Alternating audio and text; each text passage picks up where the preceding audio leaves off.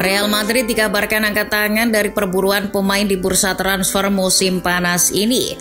Dikabarkan oleh ESPN, Carlo Ancelotti telah memberi konfirmasi atas masalah tersebut. Kedatangan Kylian Mbappe dan Endrick sudah dianggap cukup oleh Don Carlo. Saya tidak membahas soal kedatangan pemain, tetapi saya sudah mengatakan bahwa semuanya sudah berakhir. Kami tidak mendatangkan siapapun, kami baik-baik saja saat ini. Tidak ada pemain yang akan keluar, semuanya ingin bertahan. Kabar tersebut mungkin akan membuat fans dari beberapa klub girang, misalnya Liverpool.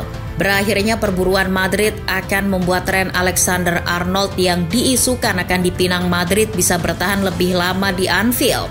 Lantas, apakah keputusan untuk tidak menambah pemain ini adalah keputusan yang tepat?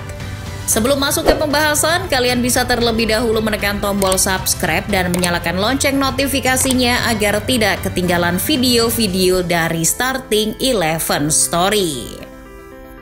Kedatangan Kylian Mbappe dan Endrick jelas akan memaksa Carlo Ancelotti berpikir sangat keras. Untuk kasus Endrick, Don Carlo mungkin tidak akan ambil pusing.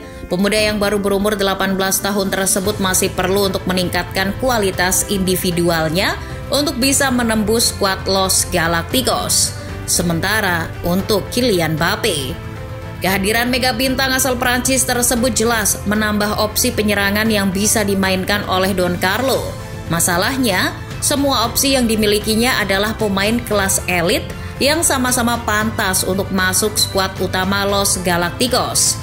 Kylian Mbappe, Vinicius Junior, Rodrigo, dan Jude Bellingham. Dua nama terakhir mungkin aman karena mereka adalah nama-nama paling top di posisinya masing-masing. Namun Mbappe dan Vini merupakan pemain yang secara natural bermain di posisi yang sama, sayap kiri. Jelas sebuah perilaku mubazir apabila salah satu dari mereka tidak dimainkan.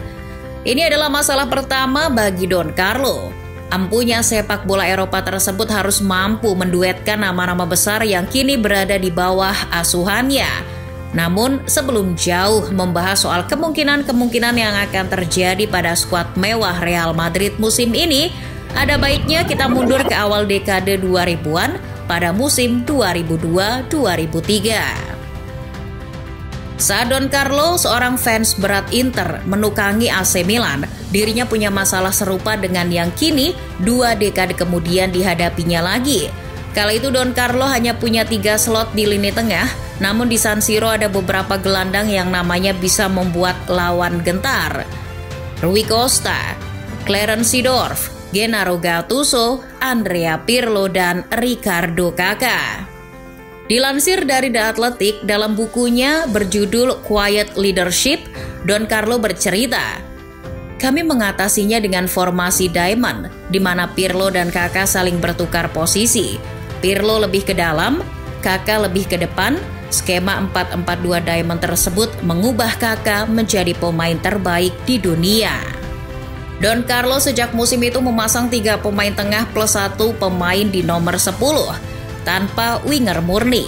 Rui Costa memimpin serangan di gelandang serang, Gattuso mencekik siapapun yang lewat di belakang, serta Pirlo dan Kakà yang saling melengkapi. Hasilnya, sebuah trofi Champions League diraihnya di akhir musim, dan kelak skema tersebut pula yang mengubah Kakà menjadi pemain terbaik di dunia. Oleh karena itu, kasus Mbappe seharusnya bukan masalah berarti bagi Don Carlo. Pada wawancara bersama John Obi Mikel, Don Carlo menanggapi permasalahan ini dengan santai. Memasukkan Mbappe ke dalam tim bukanlah sebuah masalah. Perlu diingat, dia telah mengatakan akan beradaptasi dengan tim. Kuncinya, setiap pemain harus berkontribusi melalui talenta dan kualitasnya agar berguna untuk tim. Dikutip dari Sky Sport, jurnalis sepak bola Spanyol Sembra Hunter menyebutkan bahwa sisi kiri sepertinya akan menjadi posisi Vinicius Junior. Artinya, satu-satunya posisi yang mungkin akan diisi oleh Mbappe adalah penyerang tengah. Los Merengues bisa memasang formasi 4-3-3 dengan Bellingham di posisi nomor 10, Vini di kiri, Rodrigo ataupun Arda Güler di kanan. dan Mbappe yang di backup Juanmi Latasa dan Endrick di tengah. Mbappe sendiri pun merupakan pemain yang fleksibel. Berdasarkan ulasan The Athletic, musim 2023-2024 lalu Mbappe banyak mencetak gol di dalam kotak penalti. Sebab meskipun dimainkan oleh PSG sebagai sayap kiri, Mbappe diberi keleluasaan untuk ikut masuk ke dalam kotak penalti. Oleh karena itu, harusnya Mbappe akan beradaptasi dengan mudah jika dirinya benar-benar diplot pada posisi nomor 9 di Real Madrid. Selanjutnya, di tengah Los Merengues masih harus berpikir lagi untuk mencari penerus Toni Kroos. Sebenarnya, untuk posisi tengah ini tidak akan menjadi urusan yang sulit bagi Don Carlo, sebab meskipun musim lalu Kroos masih di Bernabeu, mereka sudah mulai mencoba bermain tanpa dirinya dan Luka Modric. Hasilnya tidak seburuk yang dibayangkan. Posisi di lini belakang, khususnya di bagian tengah, sebenarnya cukup riskan. Sementara mereka hanya punya 4 bek tengah. Antonio Rudiger, Jesus Vallejo, David Alaba, dan Eder Militao. Sebab Rafa Marin dan Nacho tidak akan bermarkas di Santiago Bernabeu musim ini. Parahnya, musim lalu David Alaba harus menepi karena cedera.